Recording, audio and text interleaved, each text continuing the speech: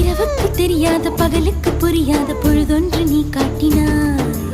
இதயத்தில் நீ இருப்பதனால் நான் தூங்கும் நேரத்தில் என்னுள்ளே தூங்காமல் நெஞ்சுக்குள் வாயாடினாய்.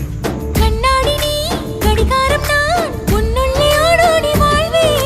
காதல் எனும் கடுதாசி நீ என்றென்றும் அன்புடன் நான்